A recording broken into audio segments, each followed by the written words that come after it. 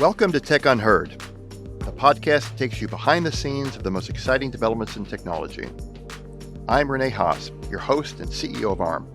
Today, I'm joined by Alex Wang, CEO of Scale AI. Alex founded Scale AI in 2016 at the age of only 19. Now, Scale AI works with companies like Microsoft, Meta, OpenAI, and more as the API of human intelligence. Alex has become a major voice of AI, both in Silicon Valley and in Washington, D.C. Alex, thanks so much for joining me. Thanks for having me. Super excited. Yeah, thank you. One of the things I like to start with is folks' background, and your background and my background are different, but not wildly different. I have immigrant parents as well. My dad didn't work at Los Alamos, but he worked at Xerox in their research labs, and he came over when they were hiring a lot of Cold War scientists from the 1930s to come over and do work in the 1960s in the United States. So that's what brought him over. And you grew up in Los Alamos, which is a pretty cool and unique place to grow up. Yeah, so I was born in Los Alamos, New Mexico. My parents were part of, I think, many waves of scientists who moved to the United States in the 80s.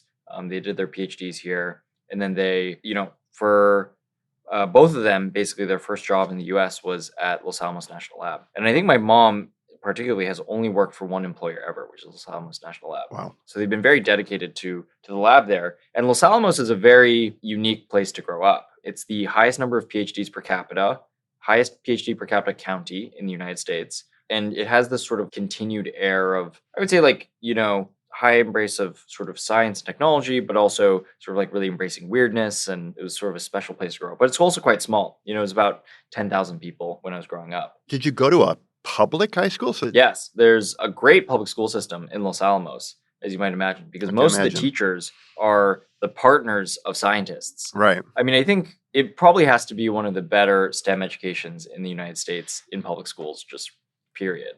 I can imagine that they have off-the-chart math clubs and science clubs and computer clubs at early ages. But what did they have in terms of stuff that you get involved in early? Yeah, so there were tons of clubs. I remember in like fourth grade, I was part of Rocket Club, where you assemble a model rocket and launch into space. Science fair was a really big deal. It was a very, very big and competitive science fair.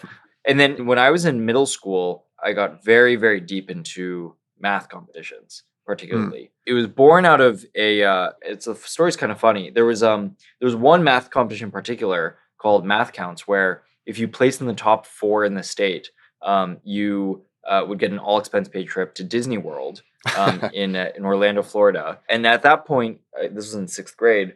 I don't think I had traveled very little outside of New Mexico, and so this was sort of like an incredible incentive. And so I studied really, really hard. I managed to barely get 4th place in the state. I got like 1 point higher than 5th place. But then that was the start of me being sort of addicted to math competitions. What was the competition? I mean, what were the problems you were trying to solve? Fifth grade, you said? 6th grade? 6th grade. Yeah, 6th grade. And the problems were, it's funny because a lot of these problems now have made their way to AI evaluations and large language model evaluations, but they're sort of brain teaser-y math questions. This competition, it was for middle schoolers. It was all about speed. And then there's another competition I started doing that was much more about sort of much longer form reasoning. So there's a competition where you have 6 problems in 9 hours. Oh, wow. That problem set, by the way, those problems, LLMs can't yet solve reliably. So those problems are sort of hard enough. I imagine for a 6th grader doing that kind of set, I mean, were you stressed out doing that? Or are you at that age kind of not,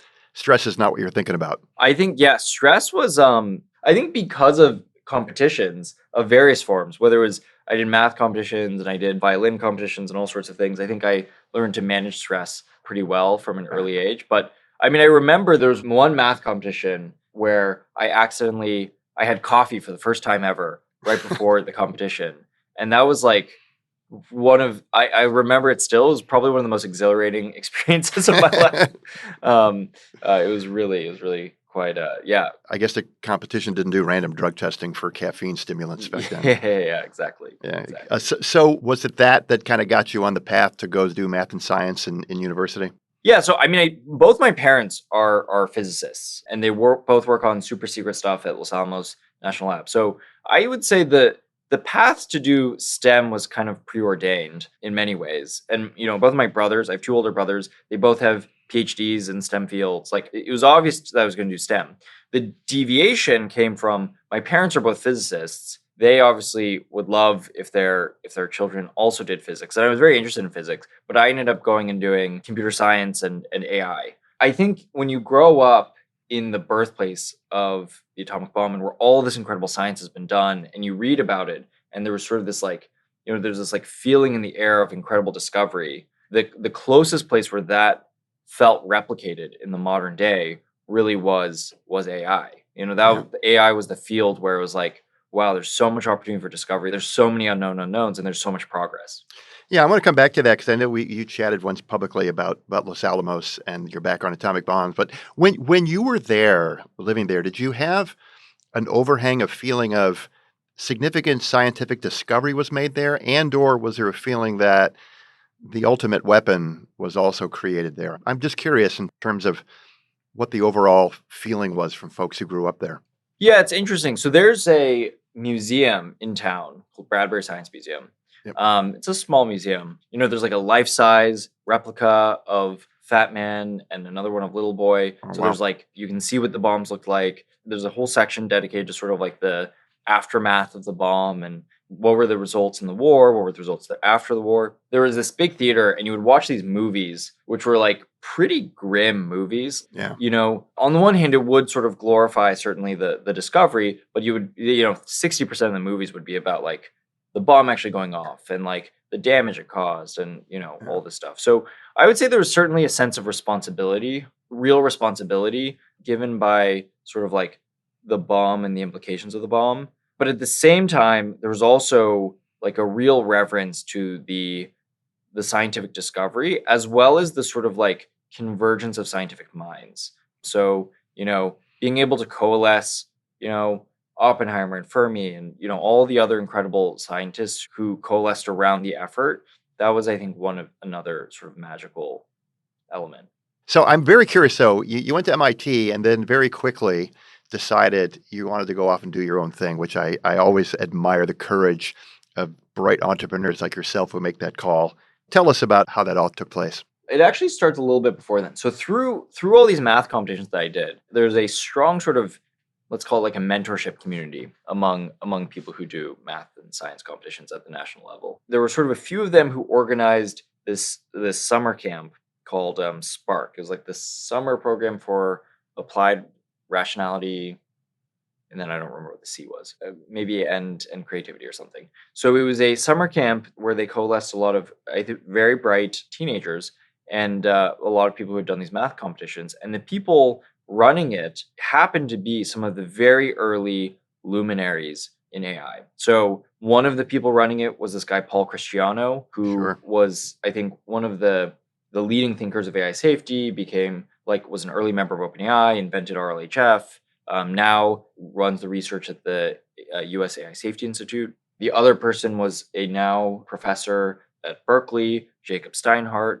Some of the speakers they brought in were they had Greg Brockman, while he was still at Stripe, come and do a speech. And this was in... Just 2015, 2014? Yeah, exactly. It was 2014 was the first year I went. It was held in Berkeley. 2014 and 2015. I went both years. Oh, wow. But I think the first time we went, people sort of people went around and talked about what they're excited about. 2014, remind you. And one person was like, oh, I'm really excited about deep learning. And that word was meaningless to most people. It was what is deep learning? What even is that? And it's oh, you take neural networks and you scale them up and you make them deeper and deeper. And all that sounded just ridiculous. It was you're doing what? You're what's a neural network? All this stuff. But I was very lucky to have gotten this early glimpse into the potential of AI. And this was at a point where the neural networks were not capable of much more than just detecting objects in imagery or detecting if YouTube videos had cats in them. That was kind of the I would say the state of the art at that point. But I was exposed to it so early, and these were a lot of people who were, I saw a lot of people who were working on it at Google, and I was even exposed to a lot of the AI safety arguments quite early on. Yep. And then I went to MIT. So that was in high school. I went to the summer camps. Right. And then I went to MIT for a year. I really wanted to study this AI thing. So I took as many, like all the courses that I could at MIT. For a freshman, what was there? So I lucked out. My freshman advisor, who is the person overseeing my curriculum and all that stuff, she actually was the professor of the graduate machine learning course. And so I sort of told her, I was like, oh, I'm, I would love to take her class.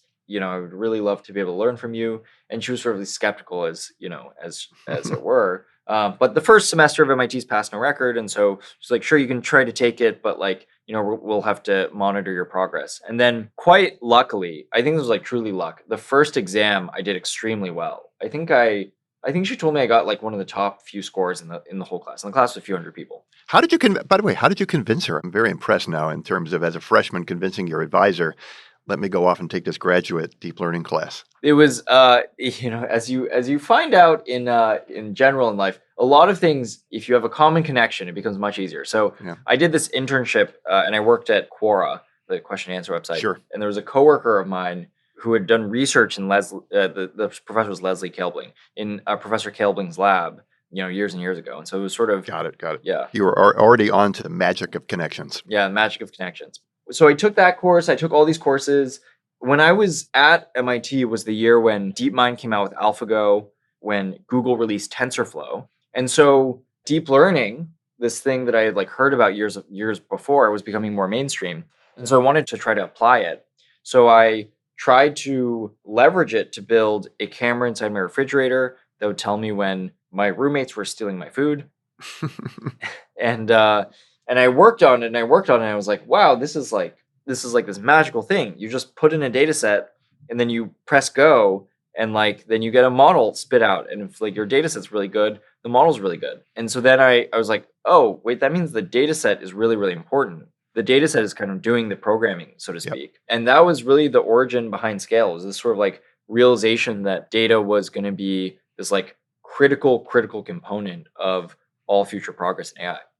Yeah, I mean, to some extent, Alex, you got into this both because of your amazing capability, but you got started at a time where everything kind of came together because, the ideas of neural nets and deep learning were sort of academic papers, but the technology had never really kind of come together to allow it to all coalesce.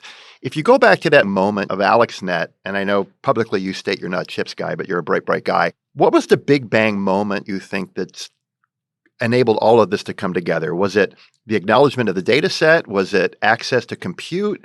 Was it a chip that now is actually fairly good at programming parallel models for neural nets? What do you think kind of brought it all together in that time?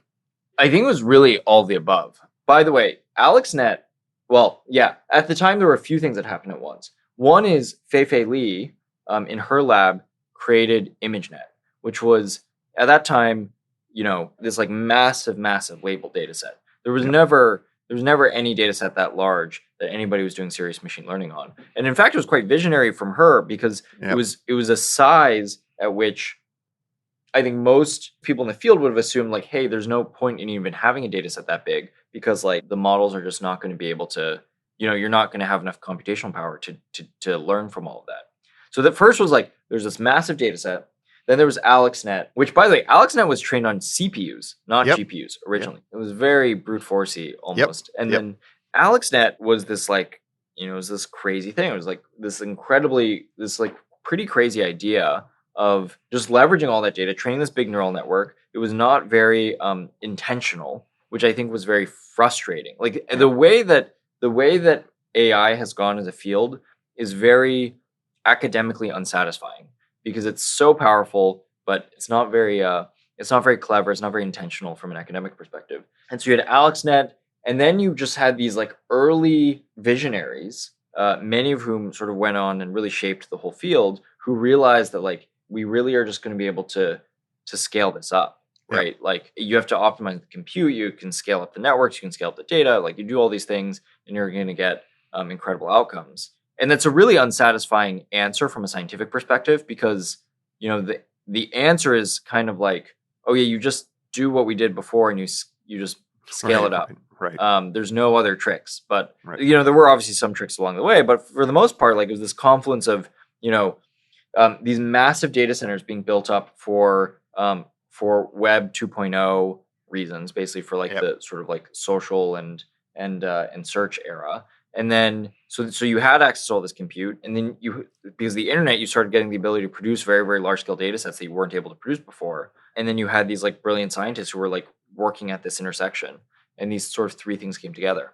Well, I want you to tell our folks what Scale AI does, but you very early not only you got into creating something new, but you very quickly got into the understanding the answer is that it's actually all about the data and really, really linking that fast, which again is just brilliance. Tell our listeners, how did you immediately kind of understand that, you know what, this is a data problem at the end of the day more than anything else? Well, first, Scale, we really think of ourselves as the humanity first AI company. And I'll get to how that connects with data, but we see ourselves as the only company in this space that'll be focused on keeping humans at the center of AI. How this connects to data is really like, if you really boil it down, all of the data that fuels these models, these AI models, are generally produced by humans because, what we're trying to do is produce intelligence. And the best form of intelligence that exists in the world right now is human intelligence. So our business has two sides, infrastructure and applications.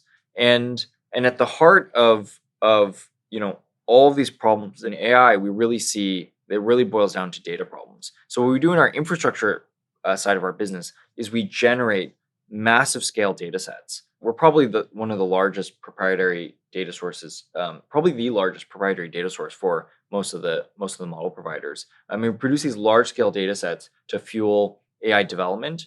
And we've done this through many phases of AI. And quick question, Alex, when you say produce, is this synthetic data and or mining enterprise data that is just scattered, et cetera, et cetera? Yeah, it's a mix. First, we have a network of human experts. So the largest network of human experts who actually help us produce very, very high quality data. Then we call it hybrid data, this combination of, the insight those experts can provide as well as synthetic methods to produce to amplify sort of their signal and produce a lot more data. And then we work directly with governments and enterprises to help them harness their proprietary data for their specific applications, of which there's immense amounts. I mean, like one stat, which is just staggering, is the GPT-4 training set, I think is about a petabyte, maybe half a petabyte.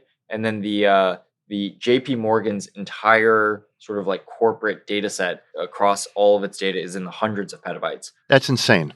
Yeah, the amount of That's data, insane. truly the amount of data that's out there that's being unused for AI training today is really astronomical. Quick question on that. What percentage of that 160 petabytes could ever actually be? Is it an unsolved problem? Could you ever get to all that data in some way, shape, or form? It's a good question. There's immense data sets. We don't know exactly how we'd use all of it. And the truth is like a lot of it is probably not actually that useful and valuable. But the pieces of it that are really, really valuable, we have methods of using a lot of it, but not all of it. So the models now are very multimodal. So you can probably use, all the audio data. You can probably use all the video data. You can probably use all the text data. You can probably use a lot of the structured data, but the exact way that you do that is sort of like, we're still figuring out the exact method. But ingesting all this data and leveraging the truly networked way in which all enterprise data or government data actually sits is sort of, I think, not yet fully known. And is there a ceiling? You've got human agents who are gathering intelligence. Again, the stuff you guys are doing is so unique. And I've heard you talk about the data wall, and the data wall is kind of the end quote public data. But using the methods that you guys apply, in other words, the humanity component and adding intelligence on top of creativity, is there no limit? Is there you look at it and say there's just no ceiling to the amount of data that could be generated? Or at some point, does it asymptote in terms of you've got what's called data, but not information? I don't see a ceiling. So the data wall, as it's often talked about in the industry, really has to do with the fact that, we got very lucky, which is that humans have been producing one of the most valuable data sets over the past few decades randomly, very naturally, which is called the internet.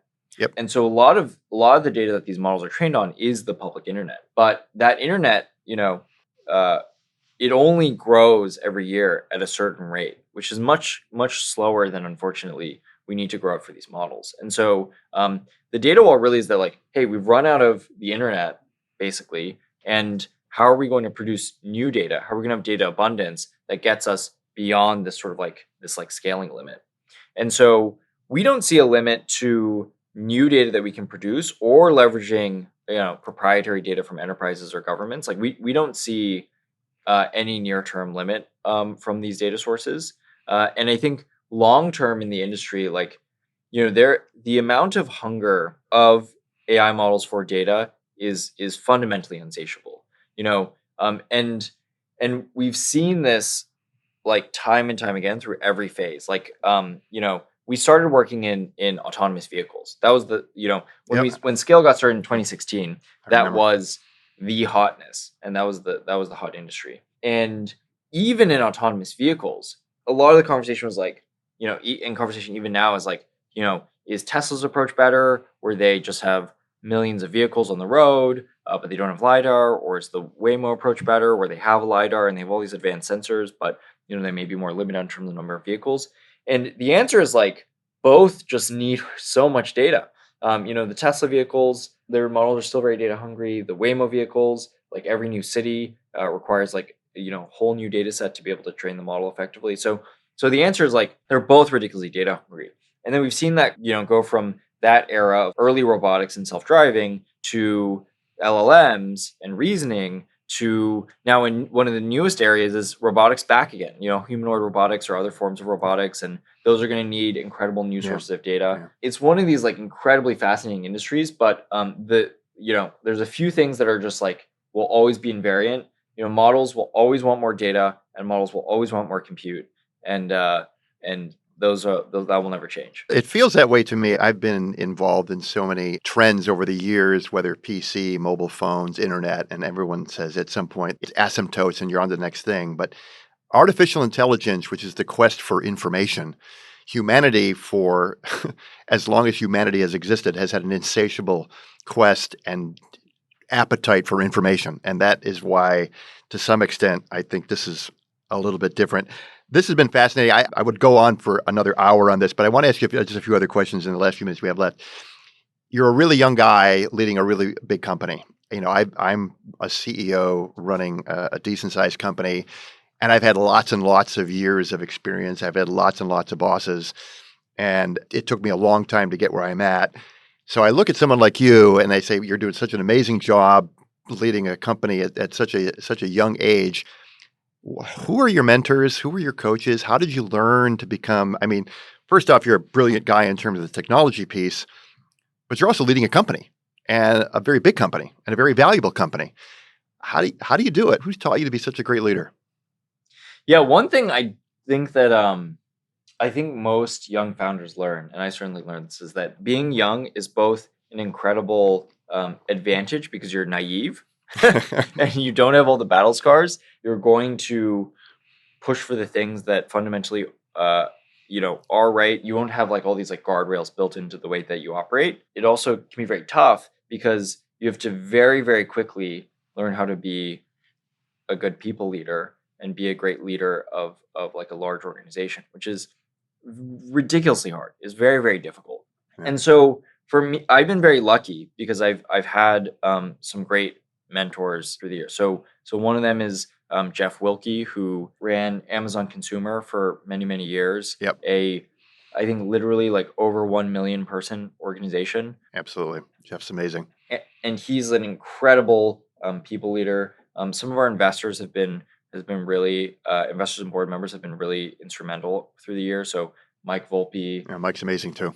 Yeah, he's seen a lot and has been able to teach me. And then I think that I've honestly learned a lot from the leaders that have joined me in scale in the journey as well. So I think a lot of our executives, all of the leaders that we've brought in have really taught me a lot as well. So I've been lucky to get a lot of help, but it is not easy. And my take is you can run an organization very effectively at smaller scale, but once you hit a certain level of scale, you need totally new muscles.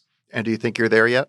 I think I'm like training the new muscles, and then there will be another set of scale, and you'll need totally new muscles. Like it's really unintuitive. I think extremely unintuitive. Any heroes? When I was getting into tech, I was he was about 10 years older than me, but Steve Jobs was always just somebody when I was a high schooler and Apple was creating their first Apple II products, their first Apple computer, I just looked at what Jobs and Woz was doing, and Jobs was always my hero. How about for you? Well, Steve Jobs is sort of obviously really quite amazing. What he did at Apple is still sort of like singular in many ways. Yeah. So I'm very inspired by Walter Isaacson's biography of him.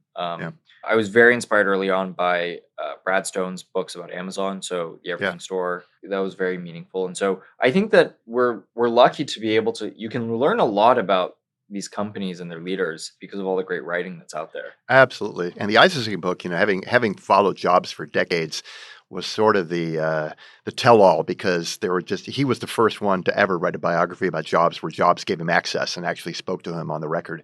And it's a great book. Our CFO is former Amazon, and I spent a lot of years at NVIDIA under Jensen. So under Jensen, under Bezos, we kind of have vicariously lived through a lot. So Alex, I could go on for hours with all the questions I want to ask you, but I want to thank you mostly for your time, and congratulations on all the success that you've had there. And as you guys collect humanity and all the world's data, we hope to help you at ARM because we have access to a lot of that data. So thank you again for spending the time with us. Yeah, of course. Thanks so much for having me. And you're a great interviewer, Rene. Thank you.